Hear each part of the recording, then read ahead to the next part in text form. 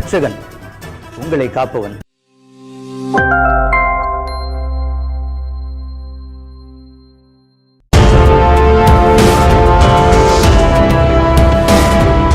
இன்று உங்களுக்காக.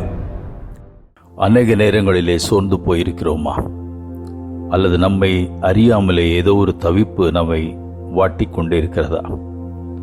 என்ன நடக்கும், அடுத்து என்ன செய்ய போகிறோம் என்று தெரியாமல் தத்தளித்துக் கொண்டிருக்கிறோமா?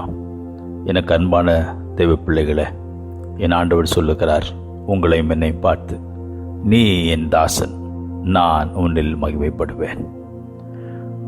ஆம் நண்பர்களே, ஆண்டவர் சொல்லுகிறார், நீ என் தாசன், நான் உன்னில் மகிமைப்படுவேன் என்று.